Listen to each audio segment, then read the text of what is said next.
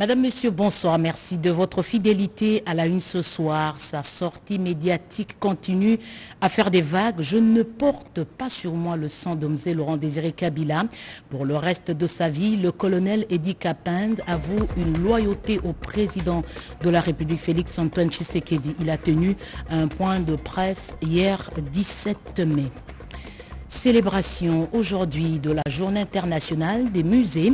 12 des 13 musées que compte la République démocratique du Congo sont non viables. Le directeur général de l'Institut national des musées a fait l'état de lieu aujourd'hui à l'occasion justement de cette journée de célébration. Vous qui avez mangé du poisson à midi, savez-vous qu'il contribue à l'élaboration des structures du cerveau et du système cognitif? Cet aliment joue un rôle dans la prévention des maladies cardiovasculaires. Seulement, les Congolais consomment plus des poissons importés. On en parle dans ce journal. Voilà tout pour le sommaire. Madame, Monsieur, bonsoir et encore une fois, bienvenue. Un émissaire du président tchadien à Kinshasa, le ministre de l'Enseignement, a été reçu aujourd'hui par le chef de l'État de la République démocratique du Congo. 27 mai prochain à Kinshasa, capitale de la RDC, la 39e session du Conseil de ministres du Conseil africain et malgache pour l'enseignement supérieur. En marge de cette session, le président de la République, Félix Antoine Tshisekedi Tshilombo, a reçu en audience ce mercredi 18 mai à la Cité de l'Union africaine les docteurs Ali Waïdou, ministre de l'Enseignement supérieur, de la Recherche scientifique et de l'Innovation, venu lui remettre un message de son homologue tchadien, Idriss Déby Mahamat. En fait, je suis accompagné du professeur Koinaro Dumta et du professeur Ali Suleiman Dabi. Au fait, il s'agit de la candidature du Tchad au poste de secrétariat général du Conseil africain et malgache pour l'enseignement supérieur. La session aura lieu ici du 23 au 27 mai de ce mois ici à Kinshasa. Et nous avons été reçus par son Excellence Félix Tshisekedi qui nous a bien reçus et nous avons échangé à propos de cette candidature. Nous sommes porteurs d'un message du président du Conseil militaire de transition, le général Mamad Idriss Déby Itno, à son homologue. La sécurité est une condition préalable pour le développement, la prolifération. La République démocratique du Congo se prépare à accueillir les travaux de la réunion du Conseil des ministres du ministre de l'Intérieur des pays membres du centre régional sur les armes légères. Justement, en prévision de cette rencontre, une réunion s'est tenue à Nairobi. Une condition préalable pour le développement, la prolifération des armes légères illégales entrave le développement économique et social, joue également un rôle majeur dans l'escalade violente des conflits. Assumant le présidium du centre régional sur les armes légères, le vice-premier ministre en charge de l'intérieur et sécurité, Daniel Aselo Kituwakoy, a conduit à Nairobi au Kenya une mission urgente en vue de faire un état des lieux de la situation sécuritaire dans la région des Grands Lacs, la Corne de l'Afrique et les États limitrophes. Une rencontre qui permet de coupler les efforts nationaux aux efforts régionaux dans le respect des instruments juridiques internationaux visant la lutte contre le trafic illicite des armes en Afrique. Il a été décidé de la convocation à Kinshasa des travaux de la 10e réunion du Conseil de 15 ministres de l'Intérieur des pays membres qui doit se tenir entre le mois de juin et juillet 2022 sous la présidence de la RDC. La République démocratique du Congo assume la présidence de cette organisation régionale qui comprend en son sein 15 États membres, la RDC, les Congo, le Burundi, le Rwanda, l'Ouganda, la Tanzanie, le Djibouti, le Seychelles, le Kenya, la République centrafricaine, l'Éthiopie, le Soudan, le Sud-Soudan et l'Érythrée. Elle vise à assurer un bon contrôle de la circulation d'armes dans cette partie de l'Afrique, les contrôles de transfert et la traçabilité de toutes les armes circulant dans la région en vue de réduire systématiquement les violences armées dont les populations du monde ont été plusieurs fois victimes, et particulièrement la RDC dans sa partie est frontalière à plusieurs États de la région. En date du 16 mai, le président de la République a signé 2 ordonnances, l'une portant nomination d'un ambassadeur extraordinaire et plénipotentiaire de la République démocratique du Congo auprès de la République italienne. Je vous fais l'économie de ces 2 ordonnances, vu la nécessité et l'urgence. Sur proposition du gouvernement, ordonne, article 1er, est nommé ambassadeur extraordinaire et plénipotentiaire de la République démocratique du Congo auprès de la République italienne, M. Paul-Émile Chinga Aoukou. Article 2, le précité bénéficiera pour la durée de ses fonctions des indemnités et avantages prévus par l'ordonnance portant règlement d'administration relatif au corps des diplomates de la République. Article 3, sont abrogées toutes les dispositions antérieures contraires à la présente ordonnance.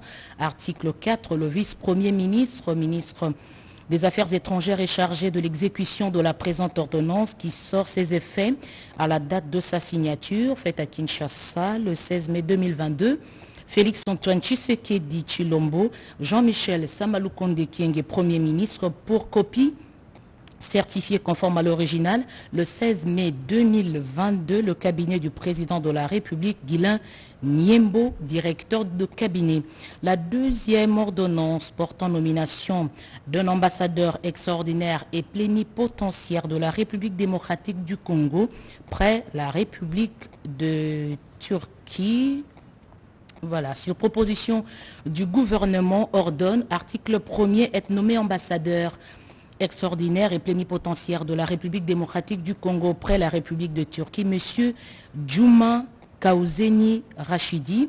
Article 2, le précité bénéficiera pour la durée de ses fonctions des indemnités et avantages prévus par l'ordonnance portant règlement d'administration relatif au corps des diplomates de la République. Article 3, sont abrogées toutes les dispositions antérieures contraires à la présente ordonnance. Article 4, le vice-premier ministre, ministre des Affaires étrangères est chargé de l'exécution de la présente ordonnance qui sort ses effets à la date de sa signature faite à Kinshasa le 16 mai 2022. Félix Antoine Tshisekedi Tshilombo, Jean-Michel Samalukonde Kyenge, Premier ministre, pour copie certifiée conforme à l'original.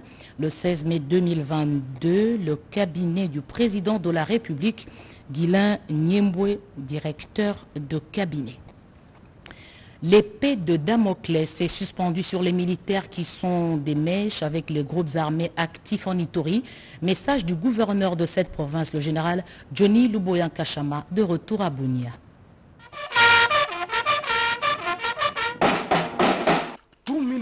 Engagés dans les opérations en Ituri, impliqués dans le trafic d'armes et munitions avec les groupes armés, sera sévèrement sanctionné conformément à la loi. Message du gouverneur militaire à son arrivée ce mercredi à Bunia, en provenance de Kinshasa, où il a pris part à un séminaire sur la déontologie et l'éthique d'officier, présidé par le commandant suprême de forces armées, Félix Antoine Tshisekedi Tshilombo. Vous savez, quand nous sommes arrivés ici, je crois que le langage le plus fort, n'est-ce pas, ou le plus dur que le chef de l'État a tenu, c'était ici à Bunia, à propos de l'armée. Parce que nous sommes arrivés, nous avons fait une évaluation, nous avons vu ce qui s'est passé en réalité ici. Nous avions des brebis galeuses ici chez nous. Nous avions des gens qui cachaient les effectifs alors qu'on n'en avait pas. C'est vrai que nous sommes en train, aujourd'hui, on est en train de monter en puissance, on nous amène des effectifs petit à petit. Ça c'est un. Et on a vu aussi que dans cette insécurité, il y avait des militaires, il y avait des officiers qui étaient dans cette insécurité-là. Vous avez vu à la dame avec les officiers que nous avons exposés là-bas. Aux groupes armés réfractaires au processus de paix, le lieutenant général Luboyan Kachama Johnny les invite à revenir à la raison. Je dis encore à tous ces groupes armés, c'est encore une main tendue du commandant suprême, président de la République, chef de l'État, qui voudrait, n'est-ce pas, que tous ces Congolais-là, ceux-là qui seront peut-être un jour mal comportés, qui reviennent vers la patrie. Aussitôt arrivé, l'autorité provinciale a tenu sur place à l'aéroport national Morongo de Bunia une réunion du comité provincial de sécurité, question de passer en revue la situation générale de la province où les forces armées sont à la poursuite des forces négatives en territoire d'Irumu, Djougou, Mambasa et Aro du côté de Kandoï. Les forces militaires ougandaises vont-elles se retirer de la force de mutualisation? Pour le porte-parole du gouvernement Patrick Muyaya, cette décision viendra après l'évaluation des opérations. L'état de siège en Ituri n'est pas un échec. Devant la presse hier, lors du briefing, le gouverneur militaire a donné des éléments du bilan. Animé conjointement avec le porte-parole du gouvernement Patrick Muyaya, le gouverneur militaire de l'Ituri, Johnny Luboya Kachama, devant les professionnels des médias, a indiqué que l'état de siège en Ituri n'est pas un échec, poursuivant que depuis son arrivée à la tête de cette province, il y a des avancées significatives. C'est vrai, nous n'avons pas tout fait, mais est-ce que c'était un échec? Quand je suis arrivé à Bounia, 2 semaines avant, on se promenait avec une tête de mort. Il n'y avait que des véhicules incendiés sur la RN27 jusqu'à là. J'ai trouvé 200 véhicules bloqués. Avec mon équipe, nous avons ouvert la RN27. C'était le sanctuaire de Codeco. Aujourd'hui, ils n'y sont plus. Bambou, Nyangara, tous les environs là, c'était Codeco. Ils n'y sont plus.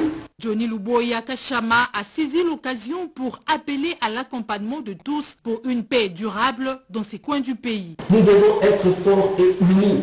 Je crois qu'à un certain moment, en tant que Congolais, et surtout au nom de tous ces militaires, nous avons besoin de l'accompagnement. Il n'y a pas une autre armée que celle que nous avons. Au sujet du retrait de l'armée ougandaise à l'est de la RDC, Patrick Muyaya, porte-parole du gouvernement, fait le point. Il y a eu des raisons qui ont motivé les opérations militaires entre l'armée nationale, la nôtre, et l'armée ougandaise, dictées par une menace commune, celle des ADF qu'on devait combattre comme on combat le terrorisme partout, de manière conjointe et en synergie. Au bout de 6 mois, il y a eu certes des avancées, mais avant qu'on décide de mettre fin à ce qui avait été convenu, il y a des réunions des états-majors qui permettent d'évaluer la situation et le degré d'évolution par rapport aux objectifs initiaux. Et en ce moment-là, on va estimer, les militaires vont dire là, nous pouvons nous arrêter parce qu'il y a tant du côté ougandais que du côté congolais des points focaux. Ils vont faire rapport au commandant suprême des 2 États qui pourront se dire, bon écoutez, là nous pensons que nos armées peuvent s'arrêter là, où nous pouvons décider que nos armées continuent. Pour ce qui est de l'évolution du processus de Nairobi après l'adhésion de la RDC à la communauté d'Afrique de l'Est, Patrick Muyaya, porte-parole du gouvernement, rapporte qu'il y aura élargissement de processus politique en associant la présidente de la Tanzanie et le président sud-soudanais pour un autre sommet en vue de restaurer la paix à l'est de la RDC. Je l'ai dit en ouverture, sa sortie médiatique continue à faire des vagues et commenter dans les salons. Je ne porte pas sur moi les sons de Mzee Laurent Désiré Kabila. Et pour le reste de sa vie, le colonel Edi Kapin avoue une loyauté au président de la République. Grâce à Dieu, j'ai survécu des choses horribles. Mais Dieu, comme je le disais, a touché le cœur du président Félix Tshisekedi pour le libérer de la prison. Mesdames et messieurs, je profite de votre caméra, de votre plume, pour dire aujourd'hui à Monsieur le Président de la République, Félix Tshisekedi, que je lui dédie le service, le sacrifice du reste de ma vie par une loyauté indéfectible. Je vous demande quant à vous de retenir une chose. L'opinion a été trompée et lourdement manipulée par les ennemis du peuple pour cacher la vérité et me sacrifier. Je ne porte pas sur moi, soyez-en rassurés, le sang de Mzee Laurent Désiré Kabila. Ma ferme conviction s'agissant du progrès social, de l'unité du pays et de la réconciliation nationale.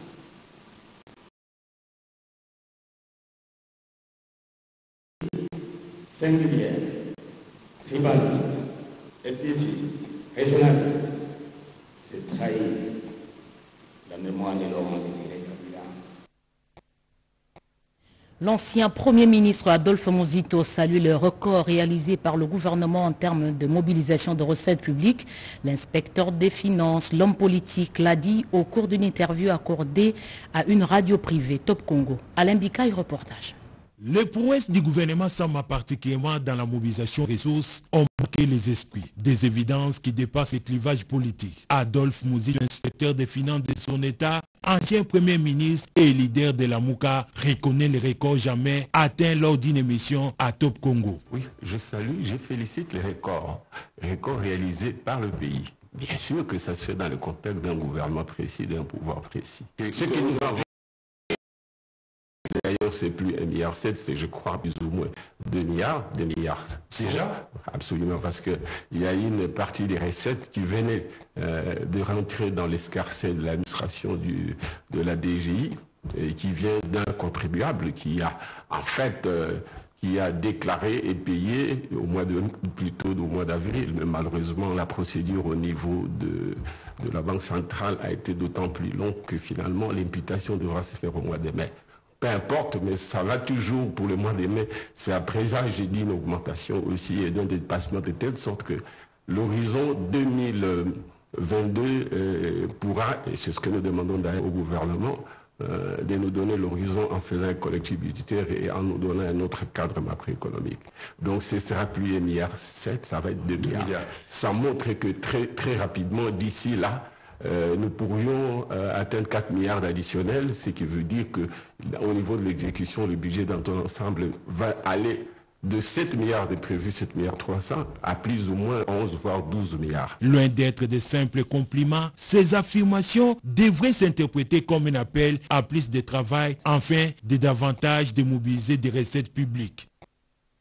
Parlons de nous. Le personnel de la RTNC au Bazouélé, très dévoué, fait face au manque d'équipement. Le gouverneur nouvellement élu dans cette province est venu échanger avec le directeur général intérimaire de la télévision publique, Robert Belidé-Bunga. La RTNC Bazouélé reflète l'image d'un parent pauvre. Et pourtant, elle est appelée à servir toute une nation. Soucieux de jouer pleinement son rôle, le gouverneur nouvellement élu de la province du Bazouélé, le professeur Jean-Robert Nzanza Bombiti, est allé à la rencontre du directeur général de la RTNC, Jean-Robert Belidé-Bunga. Tous ont émis le vœu de voir la RTNC Bouta rayonner. Malgré que nous avons un personnel dévoué sur place, il se pose malheureusement un problème d'outils de travail. Bien que les chaînes de radio trouvées localement émettent, nous en avons 4, hormis la RTNC. Se passe malheureusement que la communication qui passe n'est pas celle qu'on devrait attendre de la province du Bazouélé. Alors, le directeur général de la RTNC, qui connaît bien les milieux et qui comprend aussi la situation dans laquelle se trouve la radio-télé nationale congolaise dans la province du Bazouélé, a prêté une oreille à nos doléances et il a accepté de nous accompagner afin que cette radio soit effective et qu'elle puisse vraiment faire son travail. Nul ne peut prétendre asseoir l'autorité de l'État sans une bonne communication à la base. Voilà pourquoi le professeur Nzanza Bombiti compte sur la collaboration et l'accompagnement de la RTNC Bouta pour son désenclavement. Il se pose un problème de visibilité et là vous comprenez que les médias vont jouer un rôle capital. Ce qui fait que même tout ce qui se passe là-bas, sur place, c'est difficile d'être relayé ici à Kinshasa lorsque vous n'avez pas une radio bien équipée et qui fait son travail. Et nous pensons que même avec le travail qui doit être fait sur place, le gouvernement provincial, même l'appui du gouvernement central, c'est difficile d'être relayé, même au niveau de la population ou le reste du Congo. C'est pourquoi nous pensons qu'une collaboration parfaite avec la radio-télé nationale congolaise pourra aider à désenclaver le Bazouélé sur le plan des médias et ce qui pourrait aider à ce que même les autres à l'extérieur puissent connaître un peu ce qui se passe dans la province. Et au directeur général Belidé-Bunga de rassurer son hôte de son soutien pour sortir la RTNC Bouta de son silence qui n'a que trop duré. La planète s'est souvenue aujourd'hui des musées et la République démocratique du Congo en compte 13, 12 sont non viables. Des informations fournies aujourd'hui par le directeur général de l'Institut national des musées qui a fait un état des lieux. Yvette Makontima.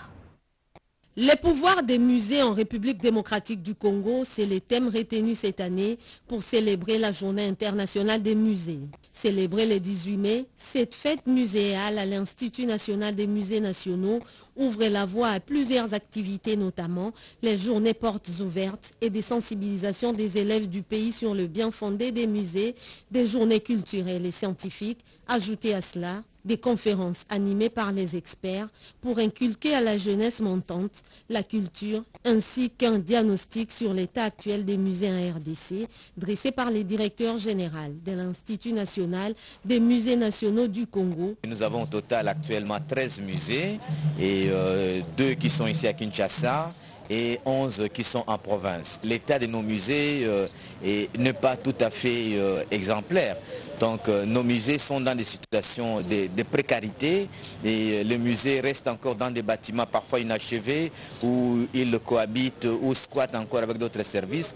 Donc il est important maintenant que le musée est en train de s'élever, que le pouvoir public, notamment l'État congolais, le gouvernement, et tous les acteurs, même du secteur privé, que nous tous, nous puissions vraiment contribuer à pouvoir relever encore nos musées afin que le musée joue son rôle et celui de pouvoir changer notre société. Plusieurs allocutions s'en sont suivies, celle du représentant de la ministre de la Culture et Arts et du représentant de l'UNESCO en RDC. Le numéro 1 de cet institut, Placide Mumbembele, a profité de l'occasion pour appeler la population quinoise à participer massivement à la visite faisant allusion en cette période pendant laquelle la RDC célèbre les musées. Pour clôturer avec faste ces moments, une caravane motorisée est prévue le week-end prochain et autres activités importantes pour donner du relief à cette célébration mondiale. Et hier, c'était la journée dédiée aux femmes du secteur maritime, célébrée pour la première fois en République démocratique du Congo. À cette occasion, Chérubin Okende, ministre des Transports, a exprimé son soutien à ces femmes. Myriam Madika. La RDC célèbre pour la première fois la Journée internationale des femmes du secteur maritime. Placée sous les thèmes formation, visibilité, reconnaissance, soutenir la mise en place d'un environnement de travail exempt et stable. La Journée internationale des femmes du secteur maritime a été célébrée pour la première fois par l'Organisation maritime internationale en décembre 2021, le mercredi 18 mai 2022 à Kinshasa. Prenant la parole pour lancer les activités de la dite cérémonie, le ministre des Transports, Voies des Communications et des Désenclavements, Chérubin Okende, a dans son mot rappelé que cette journée vise à promouvoir les rôles joués par les femmes dans ces secteurs. Mesdames, très chères mamans, sachez que vous avez avec vous un partenaire sur qui compter pour vous accompagner dans toutes vos initiatives. Je vous demande donc d'être des sources d'inspiration pour nos jeunes filles. Puisse votre exemple les pousser à embrasser notamment des filières de formation auxiliaire au secteur maritime en embrassant les métiers qui s'y rapportent afin de faire du secteur maritime congolais un levier du développement socio-économique de notre pays et une référence en matière de participation féminine dans le monde. Plusieurs autres activités sont prévues dans le cadre de la célébration de cette journée, notamment des colloques et journées de sensibilisation en l'endroit des femmes dans les universités et instituts supérieurs du pays. La politique du genre en République démocratique du Congo puise sa source dans le travail du groupe thématique genre. Gisèle Ndaya, ministre du genre, a relancé officiellement les activités de ce groupe. Cédric Keninambo. Resté pendant un long moment à Faune, le groupe thématique genre répond du service. C'est la volonté exprimée par la ministre du genre, enfants et famille Gisèle Ndaya au cours de cette réunion de la plénière du GTG. La patronne du genre en a fait une priorité, d'autant plus que l'objectif est de renforcer le leadership du ministère du genre, enfants et famille par l'appui et l'accompagnement des partenaires techniques et financiers. L'année 2023 étant une année électorale, je voudrais que les sous-groupes participation politique prennent ses responsabilités et présentent un programme concret et cohérent à mettre en œuvre pour accroître la participation de la femme à la gouvernance démocratique. En ce qui concerne le groupe thématique genre, je réitère mon vœu non seulement de voir ce groupe installé dans toutes les provinces, mais également de mieux les coordonner. Cela suppose que chaque groupe thématique genre provincial devra dorénavant transmettre un rapport mensuel au secrétariat du groupe thématique genre.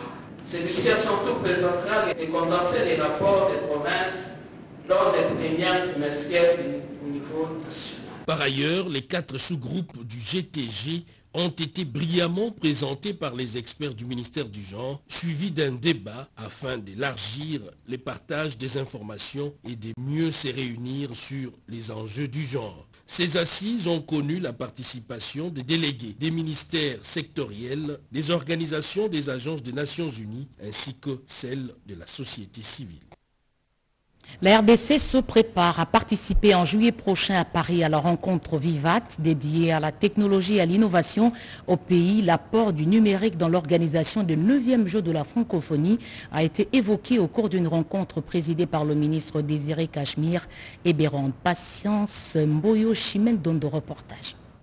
Le ministère du numérique est un ministère transversal. Son apport à d'autres structures est appréciable, comme au prochain jeu de la francophonie.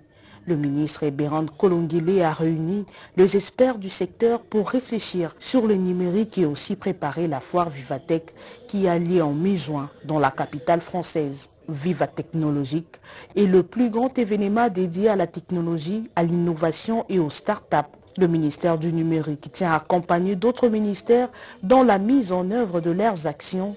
Le numérique, un secteur clé et porteur pour le développement économique de la République démocratique du Congo. Le président de la République, Félix-Antoine Tshisekedi Tshilombo, et le Premier ministre Jean-Michel Samaloukonde Kyenge tient à ces ministères qui est un secteur porteur pour veiller au développement du secteur du numérique.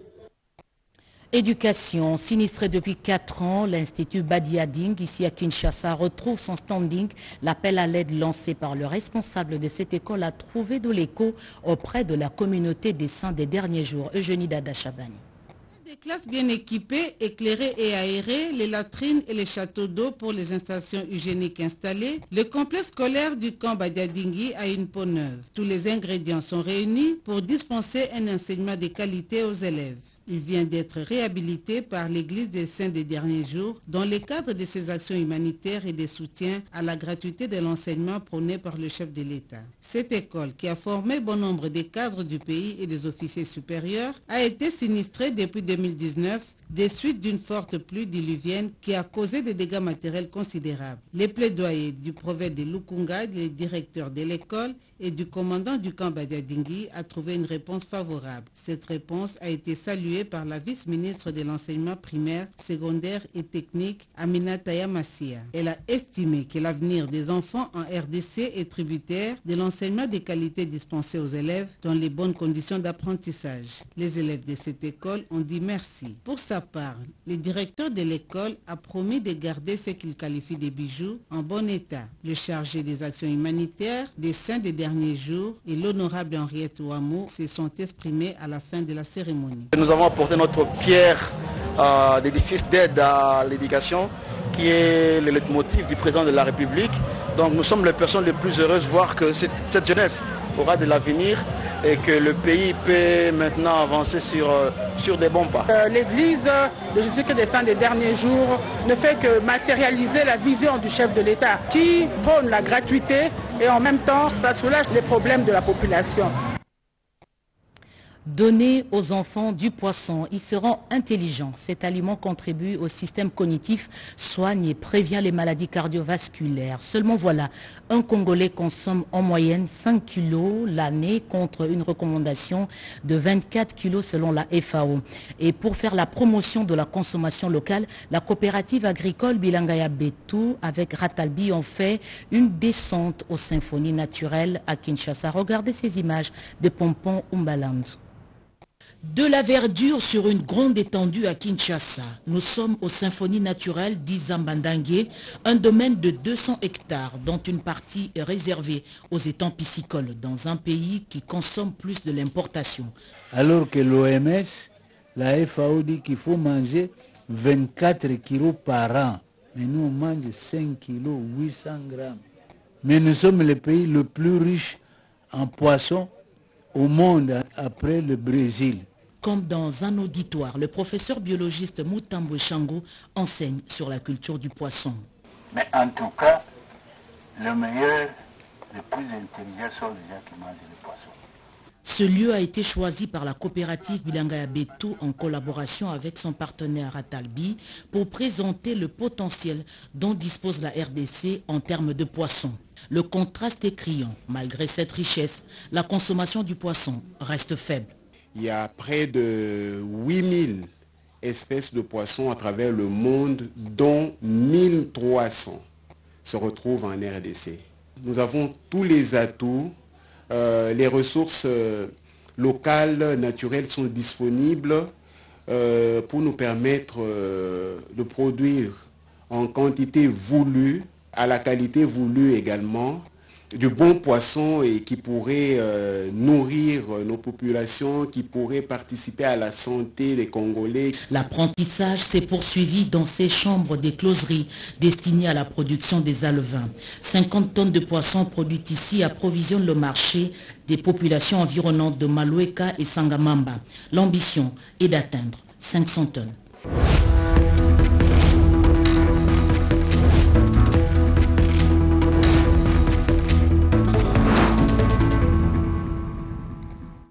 Une messe aux allures d'une répétition générale a eu lieu au pied du volcan Nyiragongo. Le site se prépare à accueillir 1 million de personnes qui y prendront part à la messe que va célébrer sa sainteté le pape François. Le comité d'organisation prend des précautions même sur les intempéries. Situé au pied du volcan Nyiragongo, le site qui abritera la messe papale le 4 juillet 2022 continue à être aménagé. Il a été utilisé le 15 mai pour une grande messe à laquelle les paroissiens venus de Goma et ses environs, y compris ceux du territoire des Rutshuru, ont participé. La poursuite des travaux d'aménagement présage la volonté des parties impliquées dans l'organisation de la messe à être prêts le jour J, comme l'affirme le vice-gouverneur du Nord Kivu, Romi Ekoukali Popo. Nous avons donné des instructions quant à la manière de sécuriser les messes qui commence pour la sanctification du site et finalement pour la messe du pape. Et nous avons demandé à tous nos collaborateurs de descendre sur terrain pour voir grandeur nature, ce que nous appelons en jargon militaire, en bac à sable, grandeur nature, si ce que nous avons planifié sera corroboré par ce qui se passera sur terrain. Sur place, les détails autour des sanitaires et autres issues des sorties ne sont pas négligés dans les plans d'aménagement. En juillet prochain, ce site Tchegera, dans les Kibaya, près de 20 km de la ville de Goma, sera disposé à accueillir environ 1 million de personnes au regard de la superficie qu'il offre. Les défis climatiques sont pris en compte avant l'arrivée du Saint-Père, martèle ce qui l'aménage. Lutte contre la traite des personnes. Un projet de loi est en gestation. Il a été au centre des échanges au Palais du Peuple. Cette loi doit être capable de réprimer de telles pratiques qui exposent les enfants et les femmes en RDC, a indiqué l'honorable Christelle Vouanga. Edith Chala, reportage. Organisé par l'Agence pour la prévention et la lutte contre la traite des personnes est une occasion pour les partenaires de réfléchir sur la teneur du texte du projet de loi et les leviers qu'il faudrait actionner pour qu'en toute urgence, la RDC puisse se doter de cet instrument indispensable pour une lutte efficace. L'Organisation internationale de migration qui accompagne l'APLTP, le législateur représenté par la députée Christelle Vouanga et autres experts se sont engagés pour accélérer le processus. On peut s'attendre à ce qu'il y ait une loi qui va combler le vide juridique. On l'a dit dans nos propos précédents, l'actualité est prise en otage par des filles et par des enfants qui sont amenés outre-mer pour faire des services non appropriés. Et jusque-là, la RDC n'avait pas une loi spécifique qui peut réprimer des pratiques de traite des personnes. Et heureusement pour nous, cette loi a été envoyée directement vers la commission du genre, famille et enfants, ce qui explique que la majorité de ces victimes sont soit des femmes, soit des enfants. Et aujourd'hui, c'est un honneur. Cet atelier, c'est un moment de renforcement de capacité des députés qui sont certes élus du peuple, mais qui ont besoin aussi de la matière et des arguments pour défendre ce projet de loi pendant la grande plénière et en commission. La coordonnatrice de l'Agence pour la prévention et la lutte contre la traite des personnes, Cécile Rebecca Kassanda, est déterminée à disposer de cette loi le plus rapidement possible, afin que les infractions relatives à la traite de personnes et leur taux de peine soient strictement légaux. L'amélioration du climat des affaires dans le secteur économique en RDC grâce à l'application de la loi sur la sous-traitance. Ce thème a été discuté en marge des travaux d'Indaba Mining, appuyé par le directeur général de l'autorité de régulation de la sous-traitance en RDC, Pierre Mbouy Saïdi.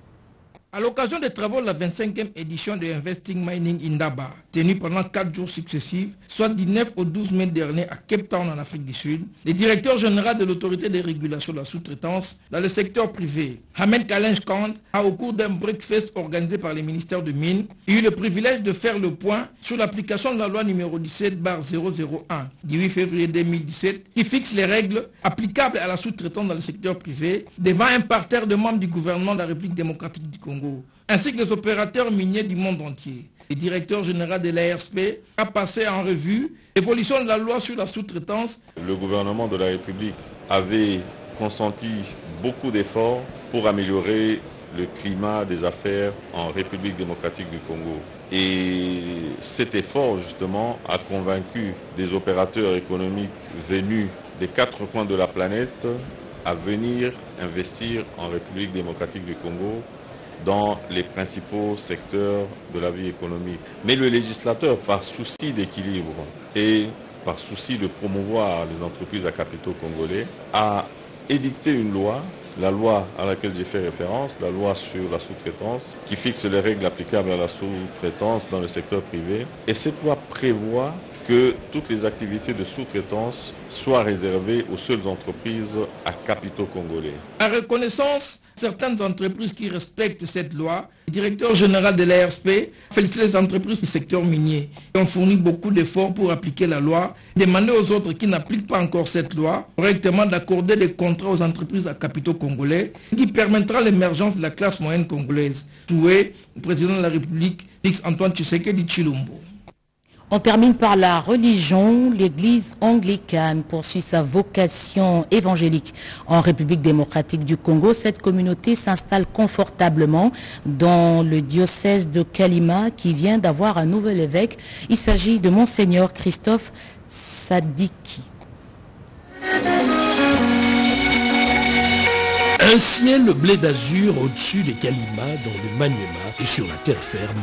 Chants, cantiques, prières pour accompagner la cérémonie religieuse des sacres et intronisation du premier évêque de l'église anglicane du nouveau diocèse des Kalima, Monseigneur Christophe Kangamina Sadiki. Le collège des évêques a porté son choix sur le vénérable Christophe Sadiki, alors recteur de l'université anglicane du Congo basé à Bunia. Plusieurs autorités politico-administratives ont répondu présents à cette cérémonie religieuse, parmi lesquelles l'honorable sénateur Jérôme Bikenge Nsimbi, représentant à cet instant historique le président du Sénat, Modeste Bahati. Le nouvel évêque, au-delà de l'exhortation, a remercié le sénateur Jérôme Bikenge pour son soutien, après avoir reçu sa canne appelée Cross, qui fait de cet homme de l'église un berger du diocèse de Kalima. Je dois vous garantir, cher évêque, Excellence, et que ma porte est ouverte. Cette province, dans toutes ses coutumes, je sais de quoi ça retourne. Et lorsque vous estimez que je peux être mis à contribution, n'hésitez pas un seul instant. Et donc, je suis à votre disposition. Cette nouvelle diocèse se détache du diocèse de Kindu, sous la gestion ecclésiastique de Monseigneur Zacharie Simon.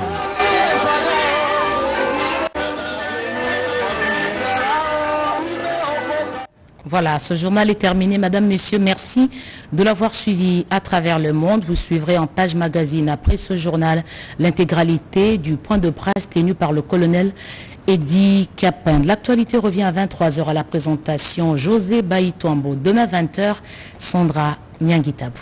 Bonsoir.